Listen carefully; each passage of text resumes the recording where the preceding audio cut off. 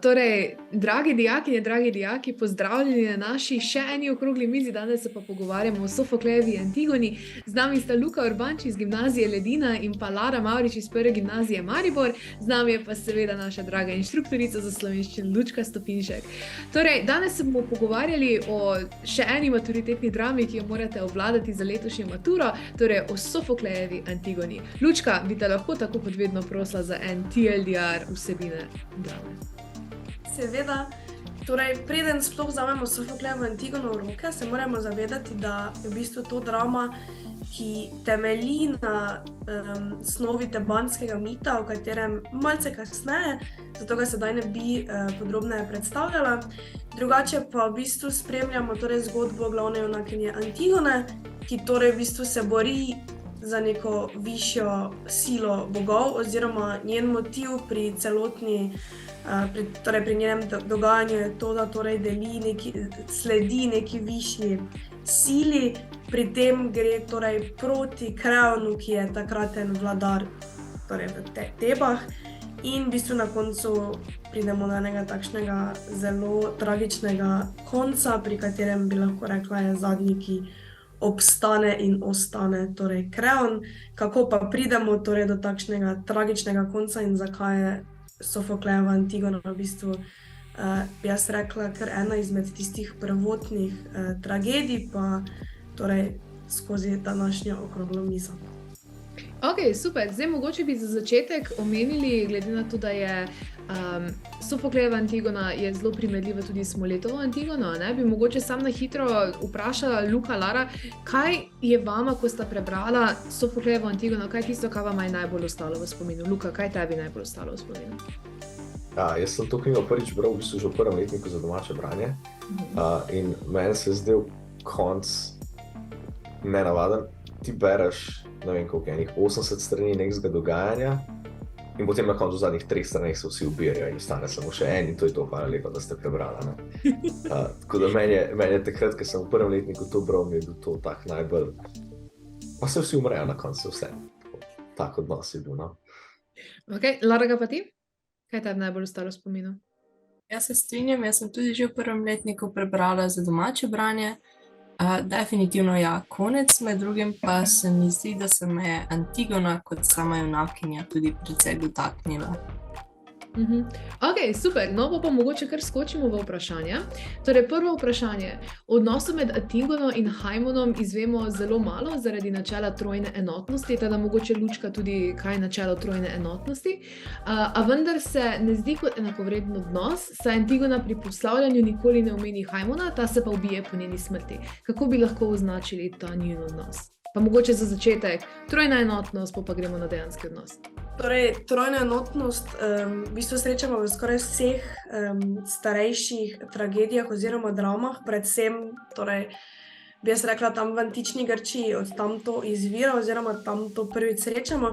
In sicer gre torej za, kot nam samo poimenovanje pove, za neko trojno enotnost, torej časa, dogajanja in pa prostora, torej vse skupaj se zgodi v 3 dneh, pač skozi srečamo to število 3. In jaz bi tukaj rekla potem, zakaj srečamo, torej zakaj izjemno bolj malo o Haimonu in o Antigoni. Jaz bi tukaj rekla, da zato, ker v bistvu bralcu, torej ta zveza med njima, torej Haimon in Antigona kot dejansko nek skupek, torej kot par, kot zaročenca, to bralcu oziroma celotni drami pač ni poglavitna informacija, ki bi pač kakršnokoli vplivala na sam potek drame. Torej, nam je poglavitno to, da mi torej spremljamo Antigono na njeni moralni poti, višji poti, ki torej naj bi sledila načelom bogov, tako ona pravi. In v bistvu meni se zdi, da Sofoklej, ko je to dramo pisal, je to tako želel tudi predstaviti. Torej, ona je v bistvu dala vse druge stvari, ki se v njenem življenju dogajajo, jaz rekla, na pauzo. In se je posvetila temu, torej, da ona torej pokopa svojega umrlega brata oziroma najde pravico zanj, torej pravico tudi božanstev. In v bistvu tukaj mi bolj spoznamo torej Hajmonovo plat v smislu temu, da je zvest svoji zaročenki in jo tudi podpira. Torej se vmes upre tudi svojemu očetu, ko torej ta ukaže, da bo torej Antigona kaznovana s smrtjo. In tudi to v bistvu, da se na koncu ubije, nam nekako potrdi to, torej, da je popolnoma sledil svoji zaročenki in ji zaupal. Morda je tukaj večje vprašanje o tem, torej v vlogi Antigone. V smislu pač jaz osebno tukaj ne zaznam, da bi bila Antigona, torej kot sem rekla, v tem dogajanju zelo posvečena Hajmonu ali pa bi se zelo ozirala na njega. Meni se zdi, da pač je tukaj res skozi avtor torej predstavil to njeno pot, ki pač bo neomajana, ne glede na to, pač, koga pusti na strani in koga bo torej pri tem, torej kdo bo ob strani ostal in kdo ne. Okay. Lara, kako bi pa ti rekla, torej, ko si ti prebrala to, kako bi pa ti označila njen odnos? Jaz bi rekla, da ko sem prvič prebrala, če zdaj pomislim, vem, da se me, kot sem že prej rekla, sama Antigona zelo dotaknila in kaj mi je bilo pri njej všeč je, da se je torej iskanju Polinejke res zelo posvetila. In jaz bi rekla, da pri njunem odnosu je tako, da pač to, da nam ona z besedami ne pove ali pa pač med dejanji, ki jih vidimo v drami, da ne vem, ljubi Hajmona karkoli, da čuti kaj do njega, še ne pomeni, da tega tudi ne čuti, ker pač te prizori mogoče niso bili tudi po avtorjevem mnenju pač dovolj relevantni, ker glavna tema je še vedno iskanje Polinejke. Tako da zato potem mogoče niso niti toliko potrebni. O njunem odnosu, da pa je očitno vreden odnos, pa izvemo že dovolj, po mojem mnenju, z Hajmonovih besed, pa tudi z njegovih dejanj. Okay. Jaz bi tukaj izpostavil še to, da v bistvu Ismena reče, da se nikoli ni dvoje src lepše ujelo, nekaj tasga. In jaz mislim, da je to v bistvu bolj pomembno, kot Hajmonova dejanja, ne? Ker ti imaš lahko, hipotetično, lahko bi imel pač Hajmona, ki je noro zaljubljen v Antigone in ona ga pa niti ne šljivi, ne? In v bistvu, jaz dokler nismo prebrali pač tistega dela Ismene, kjer to reče, je to bila še neka možnost, ne? Ker pa ona reče, da sta se tvoje srce tako lepo ujela, potem pa vidiš, da v bistvu je ta zadeva enakostranska, no? Mislim, da tudi ona ima njega rada, da ni samo enosmerna ljubezen, no? Ok, super. Pol pa gremo naprej. Zdaj, tukaj si že omenila, Lučka, na začetku mit o tebanski kraljevi družini. Bi mogoče zdaj se malo tukaj razširilo. Torej, v bistvu mit o tebanski kraljevi družini ali tebanski mit, torej govori o času, preden je Sofoklej napisal kralja Ojdipa in pa Antigono.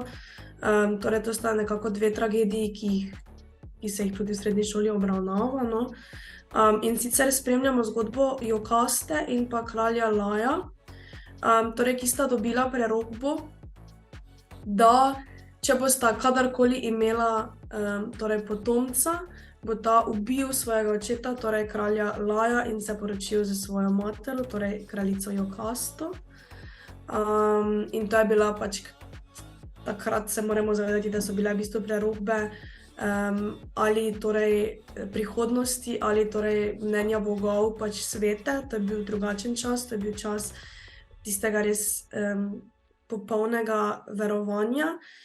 In sicer se je to sprva polovično uresničilo, pač kraljica Jokasta je res zanosila in povila torej sina, ki pa sta ga v bistvu takoj po smrti dala izgnati oziroma ubiti. Tukaj pa se zakomplicira, ker pač ta potomec torej ni bil ubit tako, kot je bilo naročeno, ampak je pač odraščal v enem daljnem oziroma sosednjem kraljestvu.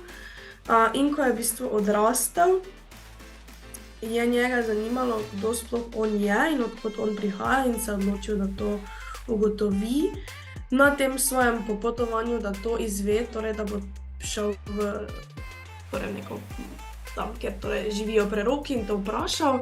On naleti na kralja Laja, s katerim se spreta, oziroma mislim, da pride do nekega nesporazuma med njima in pač tega kralja tudi ubije.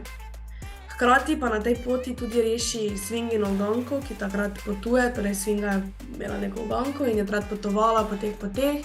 Vsak, ki ga je srečala, mu je postavila eno vprašanje, če pač nisi vedel, te je ubila. On je bil pač edini, ki je odgovoril na to vprašanje pravilno in je torej premagal Svingo. In ko se on na to pa v bistvu izve, da je torej kraljica, da je torej vlada nek zakon, da tisti, ki bo torej premagal Svingo, se bo torej lahko poročil z kraljico, ki je na sveže ovdovela. On se pač vrne v to kraljestvo, pove, da je torej rešil Svingino uganko, torej posedijo ga na prestol, poroči se s kraljico Jokasto, ki je torej njegova mati in skupaj imata torej 4 otroke in to so Ismena, Antigona, Polineik in Eukel. In v bistvu prva prerokba se torej uresniči, on se je res ubil svojega očeta, se poročil s svojo materjo in torej, ko se razveje ta resnica, ko on ugotovi, da je v bistvu to on, sam sebi iztakne oči torej in se izžene iz mesta. Torej ostaneta pa potem Eukel in Polineik, ki naj bi vladala vsak nekaj časa. Seveda pač se hitro pokaže, bi jaz rekla, neka rivalnost med bratoma in seveda pač hitro en napade drugega. V tej hudi vojni sta oba torej ubita oziroma oba umreta in na novo torej Kreon, ki postane, torej stric, njun stric, ki postane na to vladar Teb po njuni smrti, v bistvu ukaže, da se lahko pokopa samo enega, drugega pa ne. In torej potem mi skozi delo spremljamo Antigono, ki torej se bori za pravice obeh in torej želi pokopati tudi tistega brata, torej, ki je, za katerega naj ne bi bil pokopan. En večkrat komentarček. Kakor smo mi povedali, in to se meni zdi v bistvu zelo pomembno za dogajanje, je tako, da sta se zmenila, da vsak za neko obdobje vlada en, drugo obdobje vlada en. Ja, drugi, tako je. In mislim, da je glih štos v tem, da je bil Polineik po pravilih je bil na vrsti za prestol, brat pa ni prepustil tega, ne? In sta se potem sprla. Ja, Kaj je tukaj hecka? V bistvu je potem Polineik pravilno ravnal in je brat izdajalec, v dogajanju se pa v bistvu vse okoli obrne in je Polineik izdajalec, on je pa zdaj junak Teb. Tako da mogoče je to tudi pomembna reč. To je zelo zanimivo, ja, mogoče tudi zato, ker se meni v bistvu zdi, da nekako cel čas pač Kreon torej igra na to torej noto, da je on torej, ne vem, vladar ljudstva in da mora zagovarjati neko to pač pravico ljudi in se boriti za to pravico. In ravno to je ironično to, da v bistvu on stoji na strani nekoga, torej, ki ni ravnal prav, ampak po mojem zato, mislim, to je zdaj vprašanje, lahko da je Kreon bolj na strani enega kot drugega, lahko da se je Kreonu zdelo, da je on pač, da bi bolje vodil, samo pač, da je bil boljši vladar kot ta drugi, glavnem zelo zanimivo, ja. Res je bilo tako, ona dva sta se nekaj dogovorila in potem se je ta zakon prekršil in je ostal v bistvu na oblasti, ko več ne bi smel biti, ne. Še pa je bilo tudi to, ne, da je bilo ljudstvo bolj neke vrste, vsaj takrat, v drami, da je bolj podpiralo tega drugega brata in manj Polineika. In mogoče tudi to, kaj vpliva potem, a ne, da so ravno Polineika označili za tega, ki naj bi bil ta zloben, ta slab, ne vem kaj vse. Ampak vse ljudstvo nasprotuje tej prepovedi, ne? Ljudstvo se ne strinja s prepovedjo pokopa, oni bi ga vsem pokopali, pač, da se mu zagre. Ja, Jaz mislim, da je ljudstvo tu vseeno manj pomembno kot recimo v Smoletovi Antigoni. Pač v Smoletovi Antigoni torej Kreon res ravna tako, kot torej mu ljudstvo nekako, ne bom rekla narekuje, ampak nekako posluša tudi to mnenje. Tukaj pa se mi zdi, da v bistvu, ja, mislim, mi spoznamo neke vrednote ljudstva, ampak pač koliko so pa te upoštevane, bi pa se rekla, da tukaj v smislu upoštevanja mnenja je še vedno pač to, da posluša kralj torej zgolj in samo torej Terezijasa, ki je pač nek modrec, ne, torej glas bogov, bolj kot pa dejansko ljudi, ki živijo v mestu. Ok, cool. Pa gremo zdaj mogoče naprej. Zdaj v vseh tudi teh antičnih dramah, ne, vidimo, da ima zbor dokaj veliko vlogo. In zdaj, na primer, kakšno vlogo ima pa zbor v naši dotični drami poleg komentiranja dogajanja? Ima še kakšno pomembnejšo vlogo? Je v bistvu torej zbor v vsakem dejanju, ko se zbor pojavi, torej predstavlja neko mnenje, bi se rekla, ali pa neko posega v torej našo dramsko dogajanje in nam v bistvu ali nam prinaša neko dodatno vrednost, dodatno vsebino, neko dodatno mnenje, pač nekaj od zbora dobimo.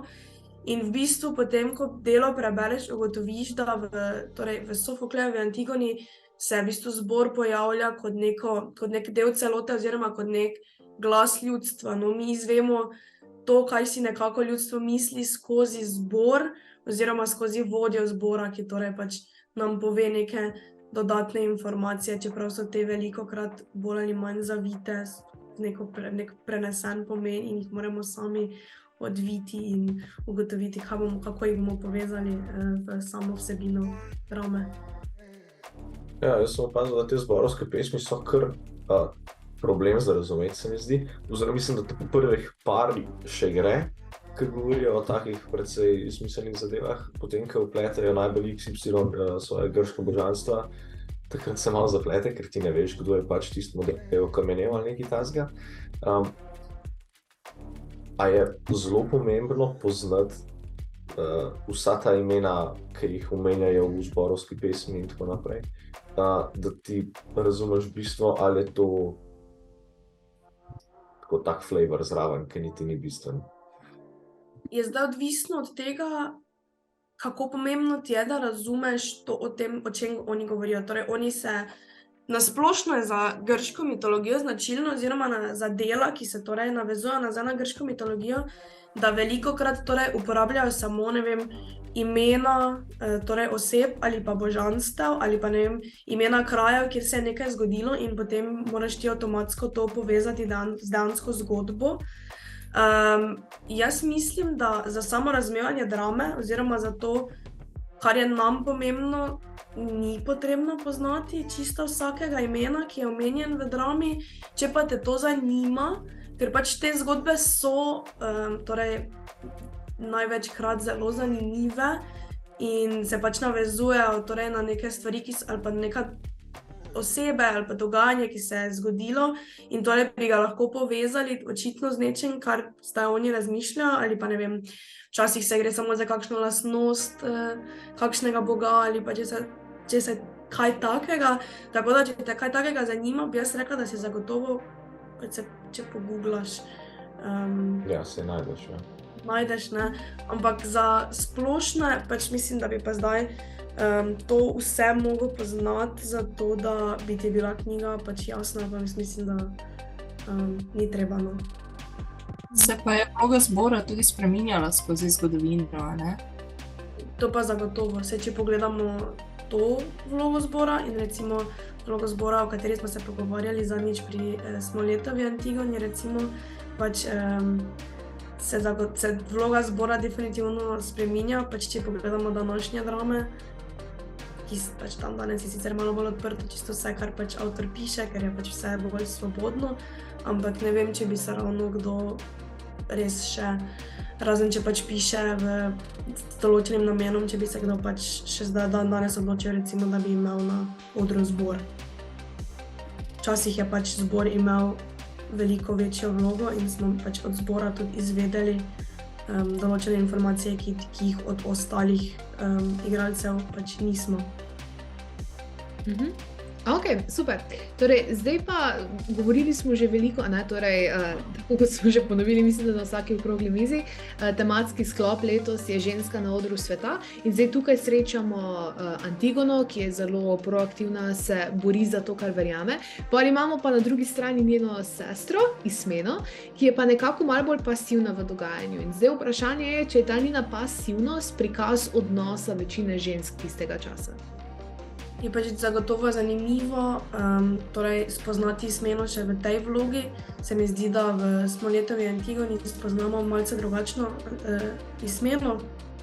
Torej, ja, ta prvotna, bi jaz rekla, je pa v bistvu ekstremno pasivna in nemočna že pač od začetka drame. Torej, spoznamo jo kot sprva neko občudovalko sestrinega poguma, bi jaz rekla, v bistvu Ismena je neverjetno, torej občuduje to, kaj si njena sestra upa in kaj ima namen storiti oziroma kaj je storila, ampak po drugi strani pa ugotovimo, torej, da meni, da je njeno početje blazno, zato se ji tudi ne pridruži pri pokopu, ampak jaz bi rekla, da se ji pri pokopu ne pridruži samo in izključno zato, ker jo je strah.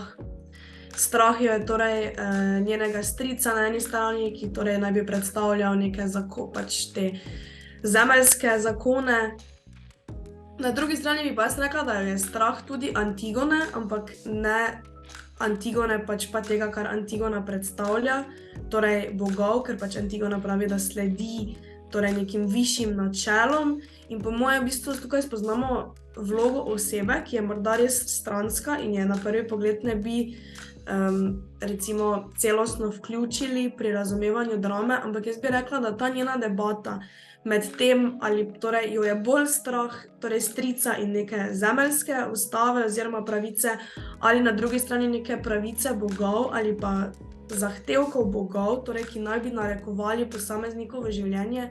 Jaz mislim, da je to taka zanimiva debata, ki jo je najverjetneje marsikdo v tistem času doživljal, oziroma marsikdo se je verjetno tako počutil, ker pač iti proti, torej na eni strani kralju ali pa iti na eni strani proti bogovom. Pač vsak izmed njih je igral neko veliko vlogo, definitivno v posameznikovem življenju, ki je torej živel v nekem kraju, v nekem kraljestvu in meni osebno je bilo zelo zanimivo mogoče potem spoznati, kaj se z Ismeno zgodi potem torej na koncu, kot je Luka prej rekel, vsi umrejo. No, kako sta pa vidva doživljala to Ismenino pasivnost? Ja, meni se zdi tako, kot je Lučka povedala, da jo je strah, pa mogoče niti ne to, mislim, ja, strah krevna in tako naprej, ampak strah tudi ideje, da bi se ženska uprla moški besedi, se to ona reče v uvodnem prizoru ali v uvodnem prizoru, mislim, da reče, da ženske niso namenjene za boj proti moškim, ne? Da tako, kot moški reče, tako pač je. In tudi zaradi tega mislim, da se ona ne loti sploh dejanja, tako kot Antigona. Antigona pa pač tega strahu očitno nima in gre na delo. Lara? Ja, pa zdi se mi, da vmes je ona sicer tudi ponudila Antigoni tako rečeno pomoč, je želela že z njo v sodo, ampak je Antigona potem pač tudi opomnila, da na začetku ni želela z njo si tako rečeno deliti usode, tako da naj zdaj pač ostane tam, kjer je. Torej, da je izbrala življenje, to čas, ko je Antigona že na začetku izbrala, pač se je zavedala smrt. Je pa Ismena, bi rekla, da ja, da pač lahko rečemo neke vrste, da prikazuje tudi, kako so takrat ženske v večini mislile. Je pa bilo seveda tudi odvisno od tega, kje v Grčiji, v katerem polisu si živel, v katerem delu, ker so bili zakoni seveda po različnih polisih drugačni in tudi pravice žensk so se tako rečeno od polisa do polica razlikovale. Ok, zdaj pa mogoče, če skočimo še na enega drugega zelo pomembnega lika, torej Kreon se na koncu drame spopada z zelo velikimi občutki krivde in v bistvu vprašanje je zelo direktno, zakaj se ni na koncu le ubil? A ne bi bilo to morda lažji način spopadanja z občutki krivde?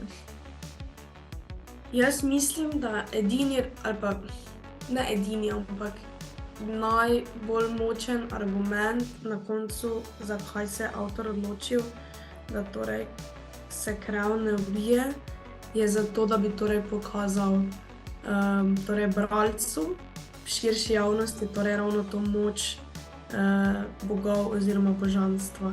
Pač, če bi on na koncu umrl, če bi se on na koncu ubil, bi bilo to enostavno prelahko. Pač prelahka kazen za to, kar se je zgodilo. Tukaj pa v bistvu na koncu, ko mi torej vse smo soočeni torej s Kreonom, ki na koncu ostane sam v palači, z tistim res velikim občutkom krivde, žalosti, pač najprej Antigona, potem Haimon, potem še njegova žena. Pač to po moje je bilo tisto, kar je pač avtor želel pokazati, da pač vseeno na koncu dneva so bogovi še vseeno nad ljudmi in tudi nad torej nekim zemeljskim vladarjem. Ok, cool. Imata vidva tukaj kaj za komentirati glede Kreonovega občutka krivde na koncu? Ja, jaz se totalno strinjam s tem, kar je povedala Lučka. Jaz mislim, da če bi se mahnil, bi bilo sam pač preenostavno za njega. In je pač mogel živeti zaradi tega, da bi odslužil svojo kazen. No? Ok, super. Potem pa mogoče bi kar nadaljevali s Kreonom, pa bi vprašali, če je bil njegov razglas upravičen. Zakaj ja, zakaj ne?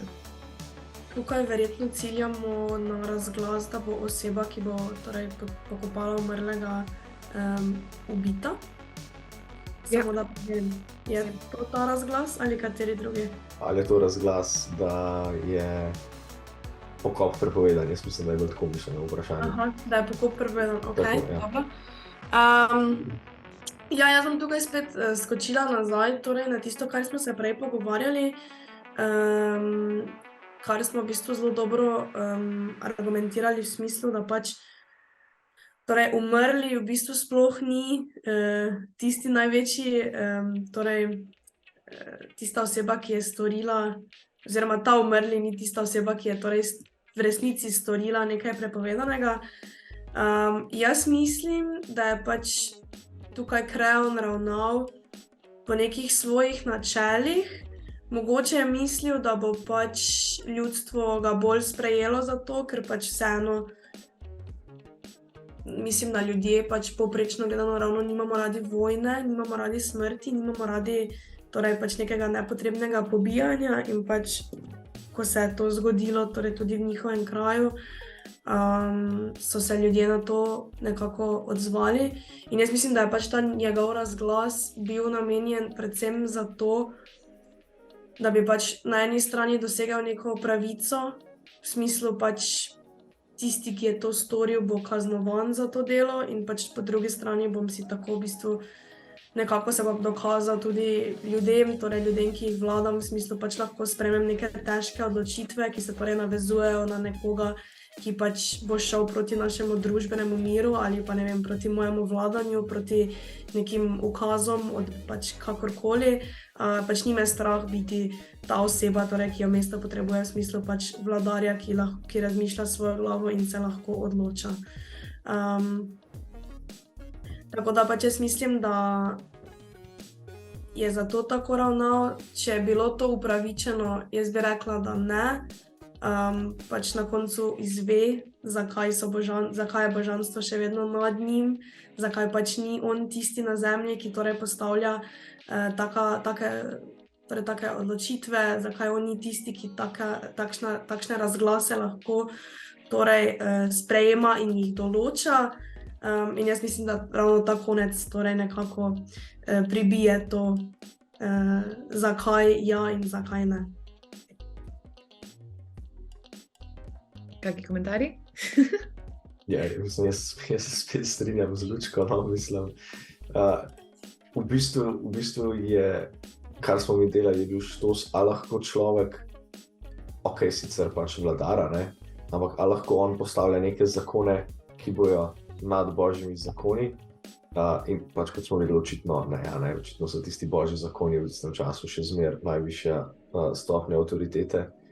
In Kreon se pa v svoji aroganci pač ne zaveda tega in slepo vztraja v zmoti, bomo rekli. No.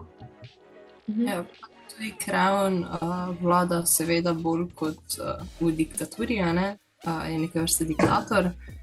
In ti so seveda mislili, da pač je celotna država podrejena njim, da seveda ne rabi gledati na nikoga drugega, kot kaj pa bogovi mu bojo, saj so oni njega tako rečeno postavili na prestol.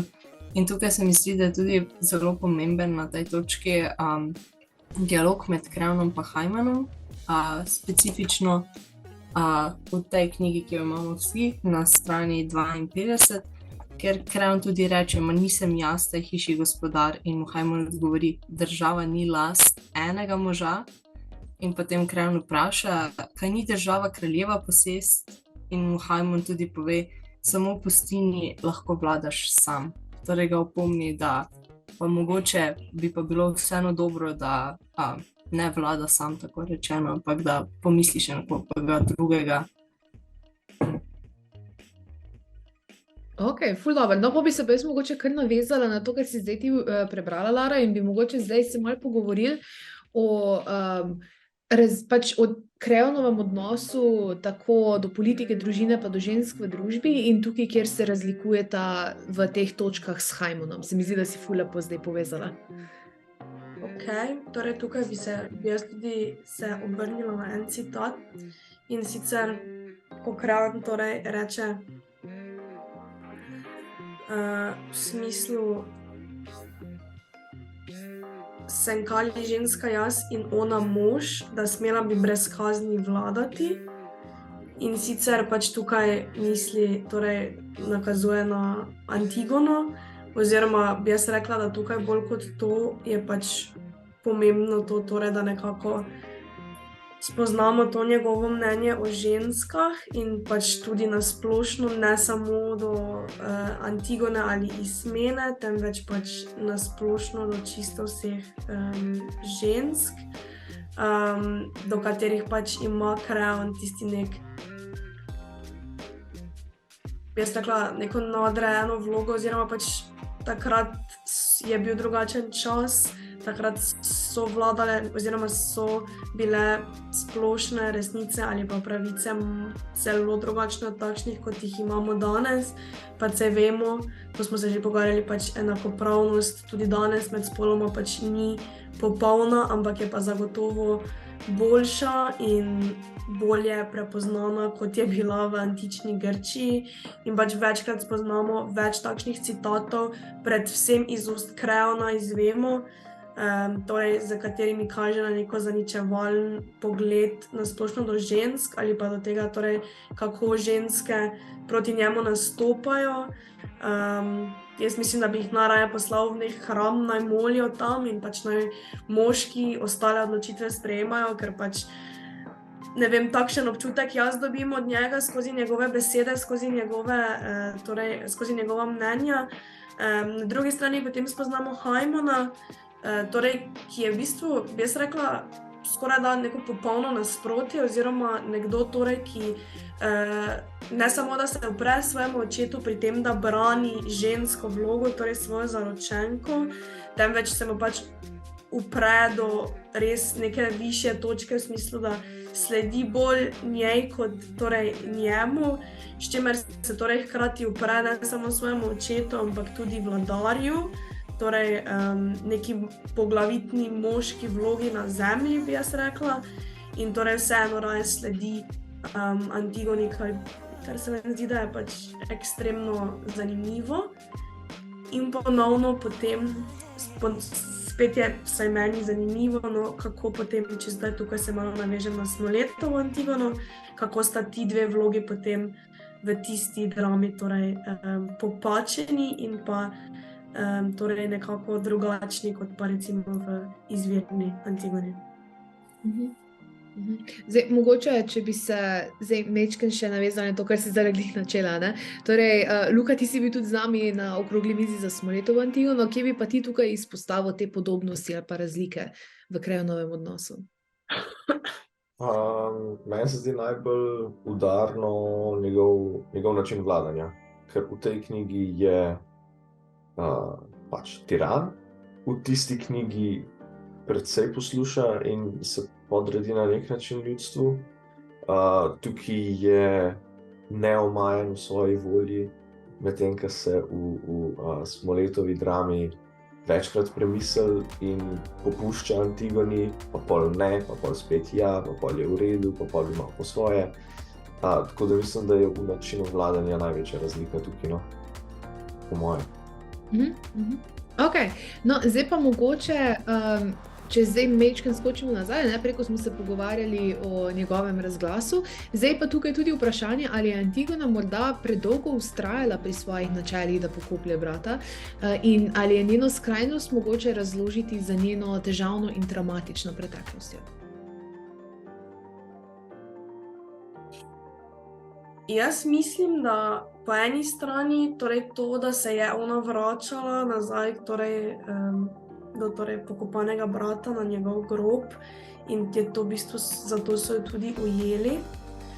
Jaz bom rekla tako, ne spoznam se dovolj na obrede tistega časa, da bi lahko presodila, ali v bistvu bi to bilo možno narediti v enem dogodku, ali je pač to, da je prišla nazaj, bilo utemeljeno. Jaz bi rekla, da je pač to del samega besedila. Jaz mislim, da je bilo to, da se je vrnila, potrebno, ker pač drugače bi verjetno bilo malo bolj razloženo iz strani avtorja, pač zakaj se je odločil za takšen pristop. In jaz bi pač rekla, ona je sledila navodilu bogov, ona je sledila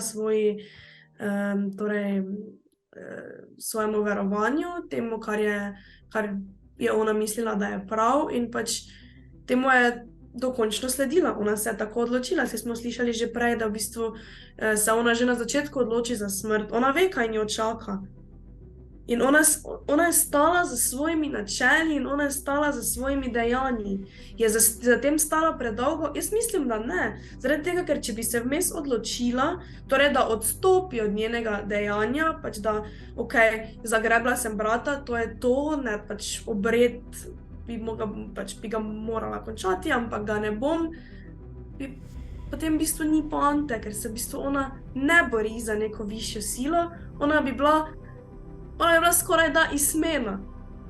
Pač ona bi se za nekaj odločila in bolj, ko bi postalo težko, bi pač to prenehala. In kakšna glavna ženska vloga bi to potem bila? No, se to je pa izmena v Smoletovi drami, ne? Točno tak. In kako vseeno mi označimo izmeno v Smoletovi drami? Na koncu dneva je bila še vseeno strahopetka. Čeprav je sprva močno nastopila, pa je pokazala voljo, ampak na koncu dneva je bila strahopetka, ker je pač vmes je obupala, vmes je pustila, da jo nek strah ali pa mnenja drugih oseb zamajajo. In če bi bila to v tej vlogi Antigona, potem mi nimamo Antigone, potem mi nimamo tega glavnega, torej, bi jaz rekla, razpotja v tej drami ali pa prostora za konflikt, torej na eni strani vladar, na drugi strani neka višja božja moralnost, to se tukaj trka. In če bi Antigona vmes odstopila, ne bi izpeljala svojega dejanja do konca, potem v bistvu tega trka ni, ker mi leve strani, torej strani, ki torej sledi božjim vrednotam moralnosti, neki višjemu načinu, pač ni, ne? Tako da jaz mislim, da to se ni predolgo vleklo, to se je vleklo točno tako dolgo, kot se je moralo. Je ona vedela, da jo bodo ujeli? Ja, tega se je zavedala že na začetku. Ali pa ne točno tega, da jo bodo ujeli, ampak da verjetno bodo izvedeli. Mislim, verjetno ni bilo toliko oseb, ki bi to dejansko izpeljale in bi to pač na jasen in glasen način zastopale tudi v javnosti. Zdaj, Lara, ti si rekla, da se te je Antigona posebej dotaknila, ne? Kako si pa ti doživljala to njeno vztrajanje?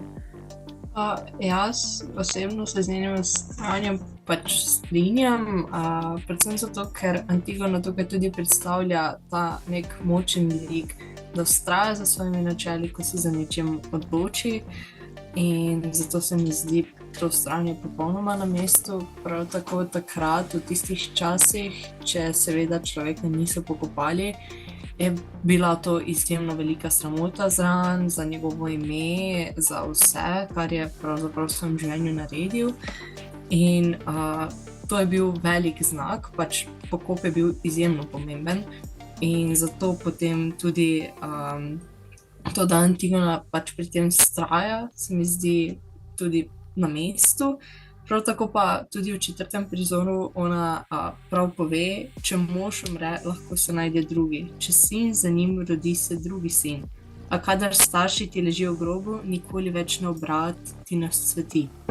Torej, ona se je tudi zavedala, da pač tako rečeno, to sta bila njena edina brata in zato, ker mislim, da ta vez med brati in sestrami pa je ponovadi vedno precej močna, da tudi zaradi tega potem se zaveda, kako pomembno, ker ona pa je imela rada seveda oba brata, kako pomembno je, da pokoplje tudi tega ta drugega, prav zaradi tega, kaj je pokop takrat pomenil v tisti družbi. No, zdaj pa mogoče, če bi še mečken skočili, je naslednje vprašanje, zakaj se Antigona tako dolgo poslavlja? Tu je zdaj mišljeno slovo od... Mislim, da je tukaj mišljen, ko jo obsodijo 4. prizor, tudi ko ima svoj monolog, v katerem reče, kljub vsemu temu, naj se ne stori krajevno hujše, kot je meni storil, bla, bla, bla. Tako, ja.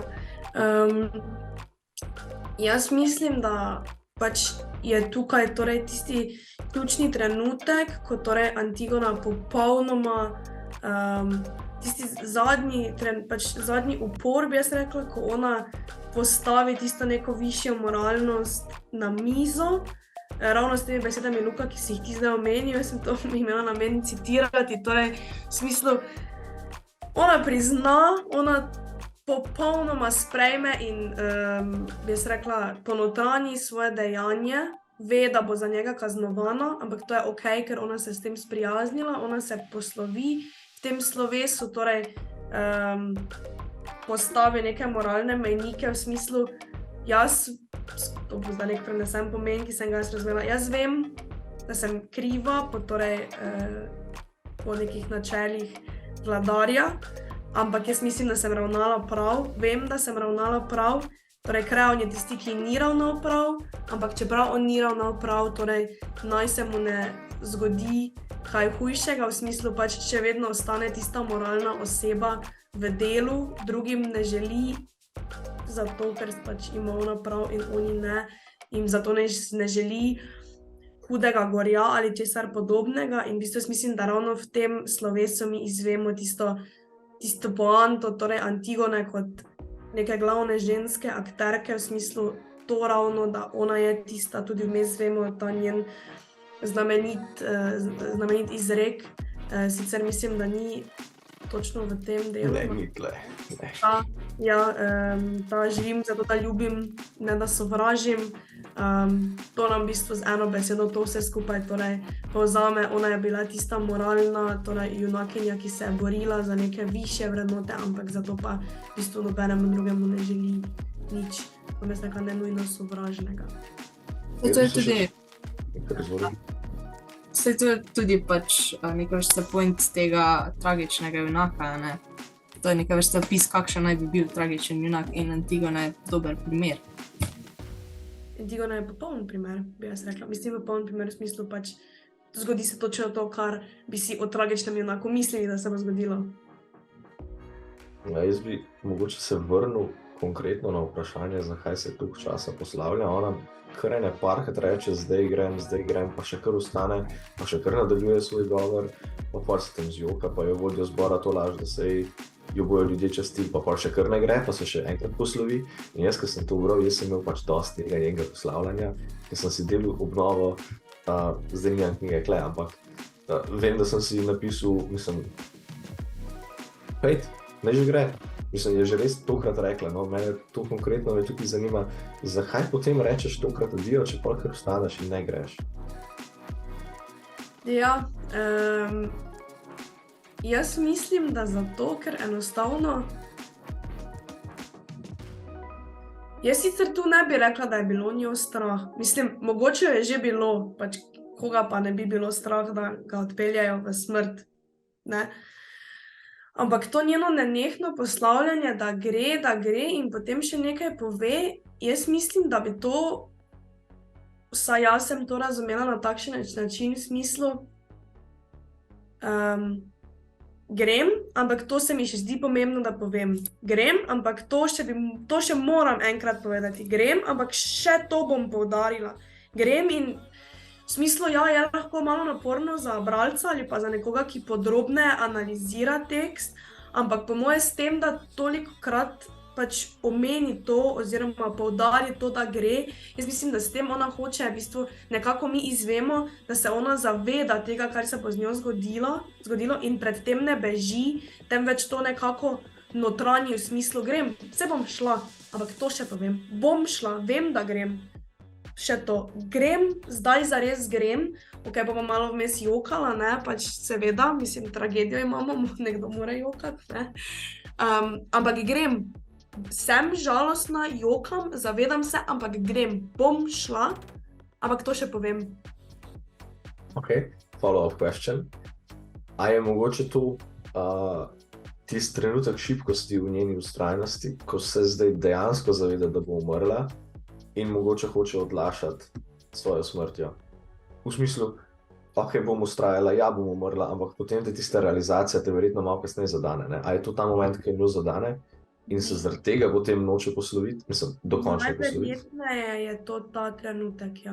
V bistvu izmed vseh trenutkov v drami oziroma izmed vseh prizorov in dogodkov, ki se zgodijo, bi jaz to rekla, da je to najbolj verjeten trenutek, ja, ta, torej, ko je vseeno dohitijo vsa čustva, vse, kar se bo zgodilo, vse, kar se je zgodilo, tisti nek trenutek šibkosti, ampak kljub temu bi jaz rekla, da pač jaz mislim, da če bi na tej točki, ko pač to poslavljanje doživlja in se to dogaja, jaz mislim, da če bi na tej točki se, ne vem, vrgla na kolena pred kreonom in se totalno zjokala, pač popolnoma zjokala, podredila, res vse vzela nazaj, ne vem, pač jaz mislim, da bi še vseeno na tej točki lahko bila oproščena, morda ne vem, to je zgolj popolnoma moje mišljenje,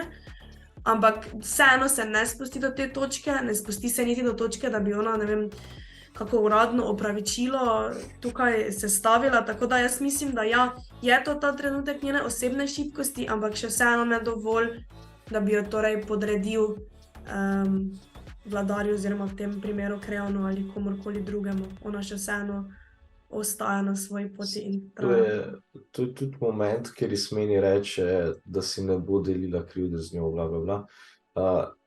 In mislim, da to podpre to, kar si ti rekla, da ja, osebna šibkost, ampak ne pa do nekega ful minimuma, kjer bi ona spremenila svoje prepričanje ali pa se pač podredila, ona še zmeraj vztraja pri svojemu, ampak ima malo krizo, no. Ja, se pa v bistvu vsak človek se sreča kdaj s takim trenutkom šibkosti, tudi ona se je. Pomembno je pač to, da ni pustila, da bi jo ta trenutek šibkosti, torej na njeni poti zamajal, ona je ostala vztrajno pri tem, se pa tudi jaz strinjam, no, da bi ta njen odhod lahko bil malo hitrejši in z malo manjkrat povedanjem, zdaj pa res grem. Ampak nekaj več se pač ravno to, da je toliko dolg narediti to njeno smrt še večjo, ne? Ker se ona toliko časa poslavlja in zdaj bi pa res umrla, to je pred njo. Nekaj več se to potem še poveča, ne vem, mogoče pomembnost tudi smrti. Ja, mislim, definitivno se mi zdi, da ona v tem njenem monologu pove kar nekaj takih bolj udarnih besed ali pa mogoče, ne vem, nekako obnovi svoje dejanja ali pa svoje vrednote, torej, za katere se bori, pač kakorkoli. In pač ravno to potem je tisti kontraučinek, bi jaz rekla, z njeno smrtjo, ker pač točno to, kar si zdaj ti rekla, ja, njena smrt postane še večja, pač mi jo na koncu obravnavamo kot moralno zmagovalko, ravno zaradi tega, ker ona pove, ok, to pa, pač o tem jaz razmišljam, to velja, tako je, pač to se je dogajalo, ampak zdaj grem v smrt, kljub temu, da sem jaz storila to, kar je bilo prav, to, kar je bilo moralno, to, kar so bogovi želeli, ampak grem zdaj v smrt in pač smrt bom sprejela, karikiram, pač sem jaz sprejela svojo usodo, z njo sem se sprijaznila, ampak sem pa moralna zmagovalka na koncu. No, in zdaj mogoče follow-up question, zakaj Antigona označi svoj grob kot poročni hram? Torej, ja, v smislu to pa stori zato, ker torej, samo malo, to sem si prej tako dobro označila, zdaj pa sem ta izgubila. Aha, tako. Ok. Torej, v bistvu, če zdaj tu citiram morda ta del, da bo bolj znan. Torej, ko se bliža tej svoji grobnici, reče: O grob, poročni hram moj, večna ječa pod zemljo, čez tvoj prag odhajam zdaj, med drage svojce, ki jih zdavnaj že. Torej, Persefona sprejela je pred mano.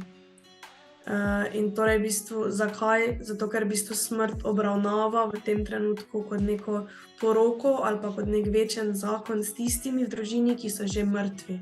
Torej, ona to sprejme kot v tistem trenutku, torej to, kar smo se sedaj pogovarjali, ona je pač sprejela svojo usodo in ona gre v svoj poročni hram, mišljeno neka večnost, torej z družinskimi člani, ki so že mrtvi in s katerimi bo zdaj, torej po vstopu ali pa po prihodu v to grobnico, torej ponovno združena, ponovno bodo skupaj.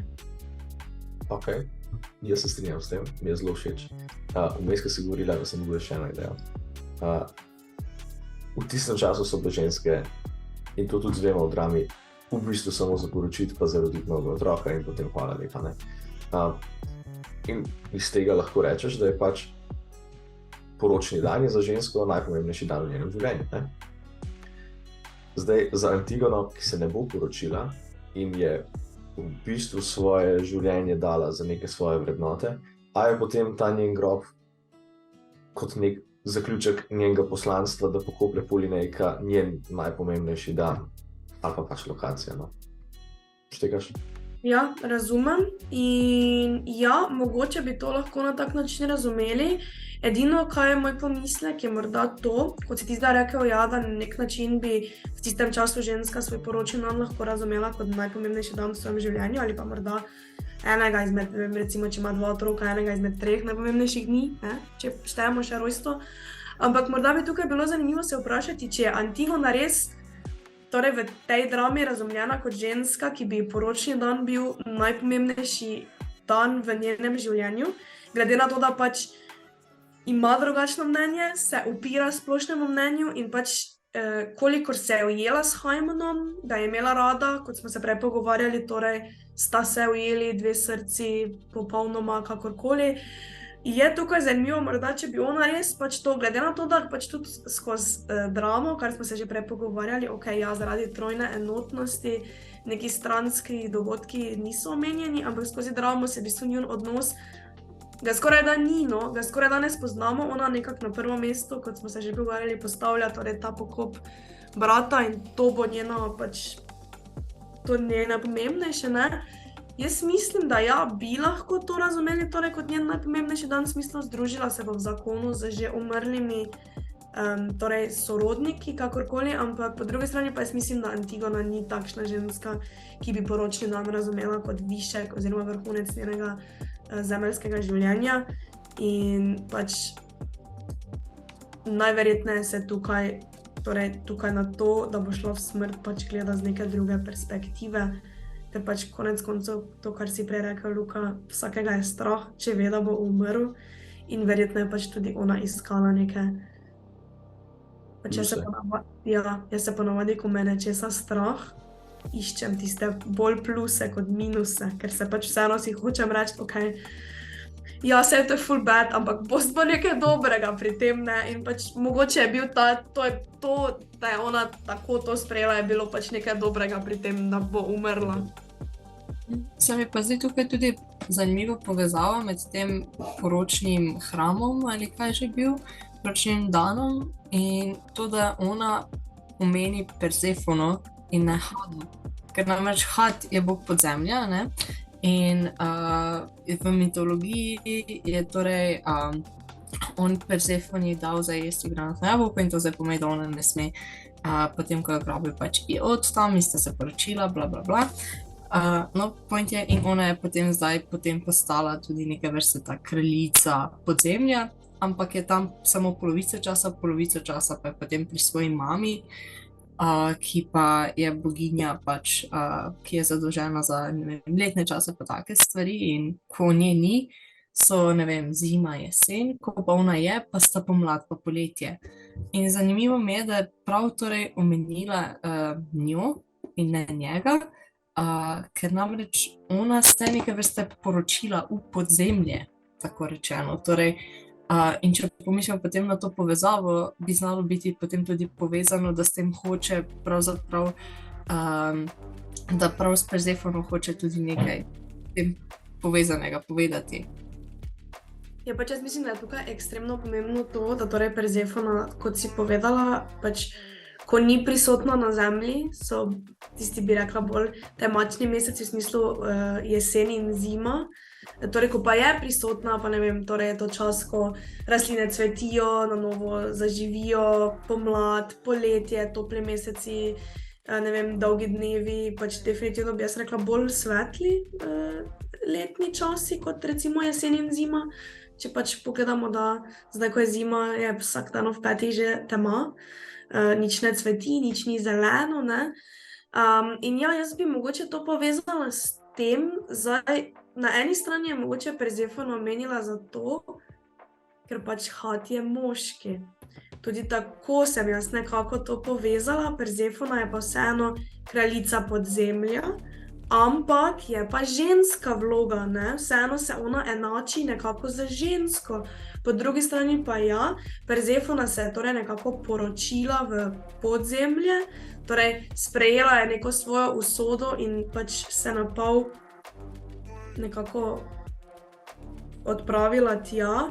In jaz mislim, da tudi s tem nekako Antigona se, torej, bi jaz rekla, v svoji poti išče to neko povezavo, pač konec koncev vemo, da je ona moralna zmagovalka in da je za njo nekaj na zemlji ostalo. Točno tako kot na nek način za Persefono, ko pač se spomladi in poleti vrne nazaj na zemljo, pač z njenim prihodom nekaj dobimo, za njo nekaj ostane, v smislu pač nekaj svetlobe, rastlin, zelenja in mogoče pač tudi s tem Antigona kaže na nekaj, da pač za njo bo načeloma nekaj svetlega in nekaj pozitivnega ostalo. Ona je uspela upoštevati Božjo voljo, ona je zagrebla svojega brata, torej ona se je borila za neko višjo moralno pravico in pač to je nekaj pozitivnega, to je nekaj svetlega, to je nekaj dobrega.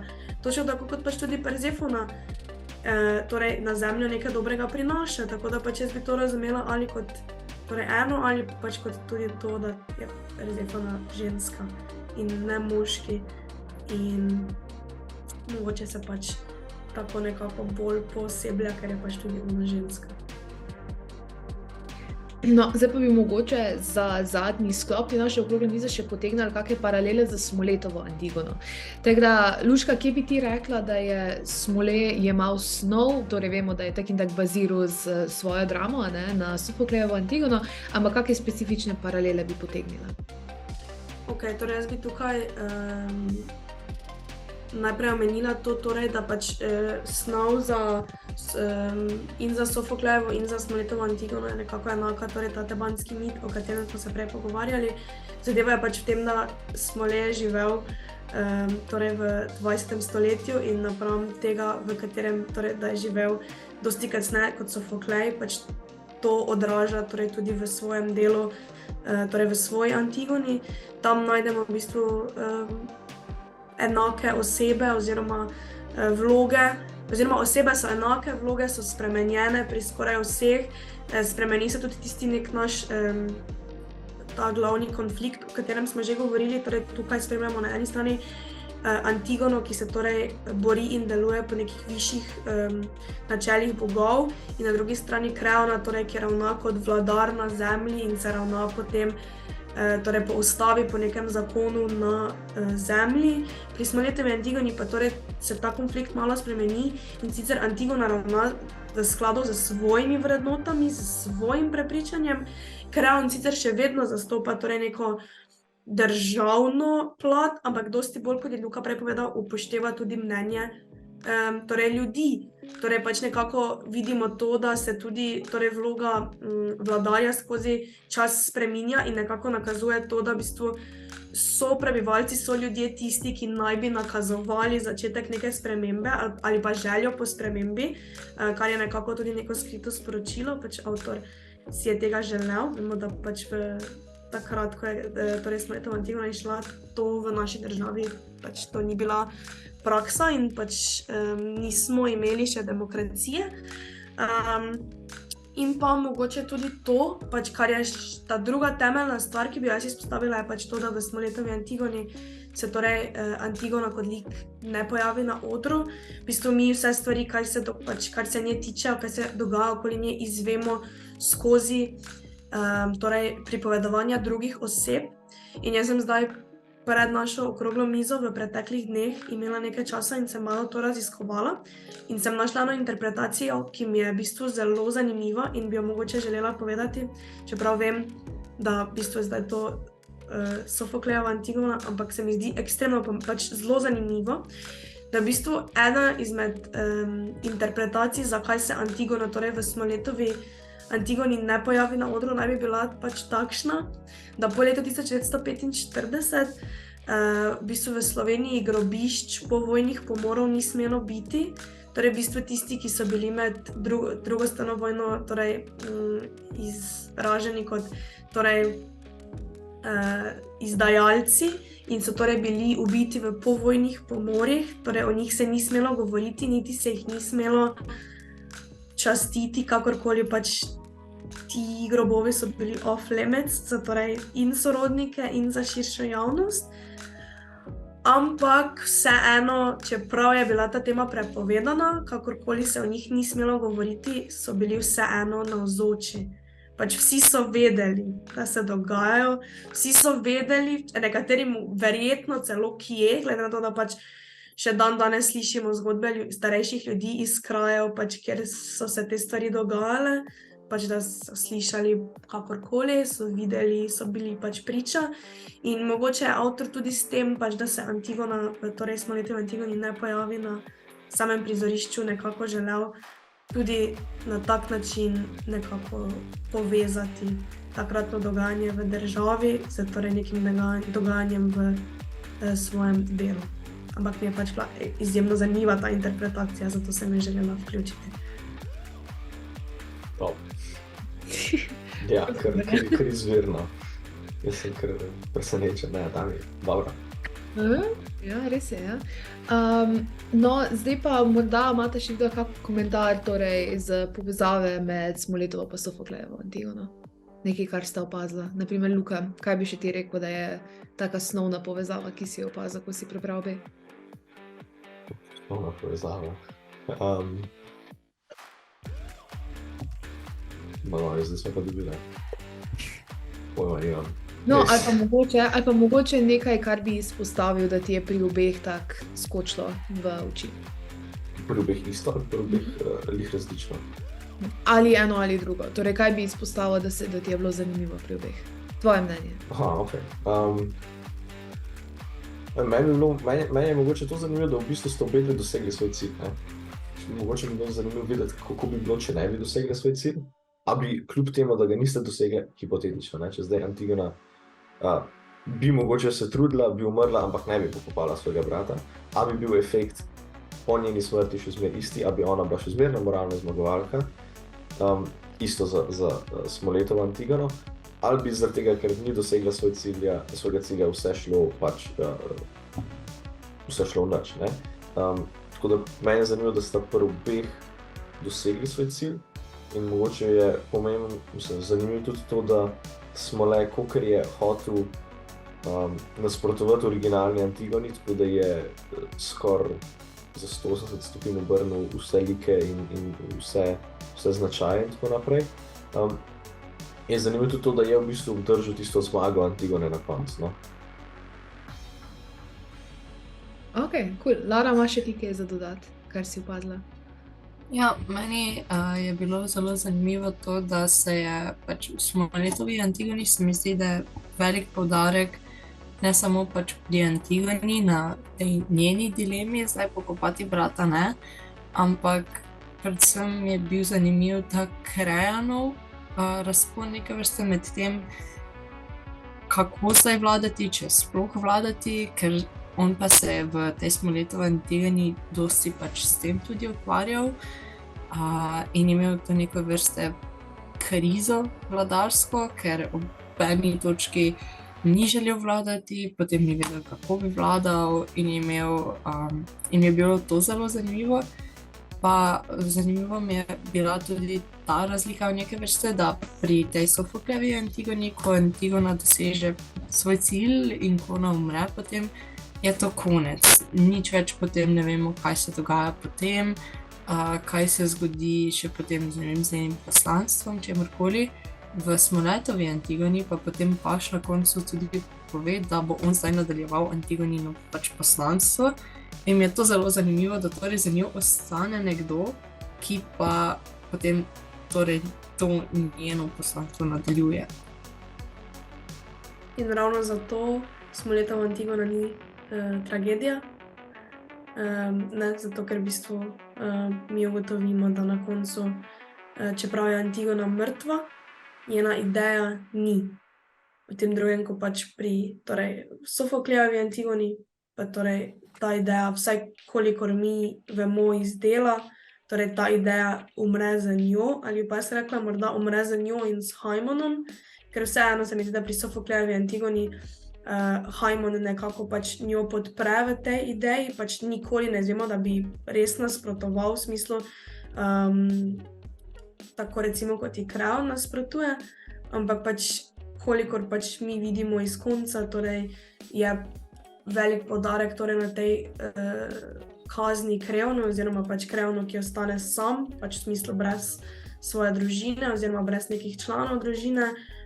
Pri torej Smoletovi Antigoni pa se torej osredotočimo na paža, ki je torej skozi samo delo pač zrastel osebnostno, spoznal torej, kaj je glaven namen torej tega Antigoninega početja, v smislu pač iskanje sebe in torej ravnanje tako, kot ti misliš, svojim vrednotam, svojim morali, svojim prepričanjem, kakorkoli. In ne nujno temu, torej, kar ti neka širša družba ali pa oblast narekuje. In že samo to, da torej bo on to ponesel naprej in že to, da na koncu recimo ukažejo, da je tega ubit, pač je še živ, ne, že pač to nam nekako nakazuje to, da se bo ta ideja njena še širila pri tem, ko pač pri torej Sofoklejevi Antigoni nekako ta ideja z njo umre. Vsaj kolikor mi pač spoznamo to iz nadaljevanja, torej po njeni smrti. Ok, super. No, boj pa zdaj samo za konec bi še pa takole naredili. Torej, vsak od vas bo povedal, torej, začeli bomo z Luko pa Laro, boste samo povedali, kaj so tiste najpomembnejše točke za to, da se razume Sofoklejevo Antigono, pa bo še pa Lučka lepo vse povzela in smo končali z okroglo mizo. Torej, Lara, kaj bi ti rekla, da je najpomembnejša stvar za to, da razume vsak bralec Sofoklejevo Antigono? Jaz bi rekla, da mogoče to, da preprosto pozna vsaj malo zgodovinsko ozadje, torej ne vem, da ženske niso imele ravno pravic pa takšne stvari, ker drugače pa pač v kakšni državi so živeli, ker če ne pozna bralec vsaj mičkeno tega zgodovinskega ozadja, se mi zdi, da potem težko, če razmišljamo iz tega, kako je danes razumeti celotno dramo. Ok, super. Luka, kaj bi ti? Jaz bi rekel, da je tukaj v ospredju konflikt med, bomo rekli, božjimi / moralnimi in pa državnimi zakoni. In mislim, da je vprašanje, ki se prebudi v gledalcih oziroma bralcih, predvsem vprašanje, ali lahko kdaj državni zakoni nasprotujejo Božjim ali obratno, in kaj narediti v teh primerih. Okay. Lučka, kaj bi pa ti še rekla? Jaz bom pa združila obe mnenji, torej mnenje Luke in pa Lare, in bom rekla tako. Jaz mislim, da je za samo razumevanje drame pomembno, da vemo, kaj je sploh bil povod oziroma snov same drame, brez torej poznavanja zgodovinskega ozadja oziroma kaj se je predvsem zgodilo pred dramo, torej pred začetkom dogajanja drame. To je zelo pomembno, da mi vemo, v kakšnih odnosih so osebe in kaj se med njimi dogaja, torej pač snov tebanskega mita.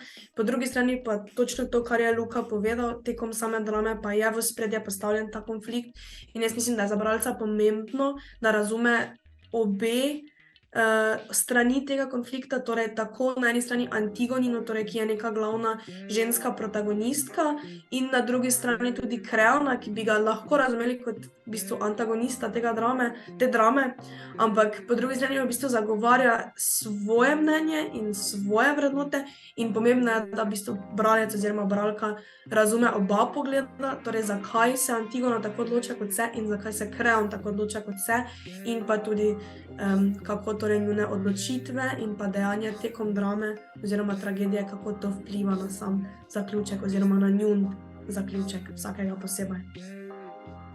Ok, super. No, pol pa smo prišli še do konca naše okrogle mize o Sofoklejevi Antigoni. Hvala lepa, ker ste bili z nami. Verjamem, da ste izvedeli še kaj novega, da ste si malo še razširili vaše mnenja, vaše poglede, in pa tako kot vedno, veliko sreče na maturi, preberite drame, ja, Lučka, preberite drame in pa držimo pesti, navijamo za vas. Adijo. Adijo. Čau.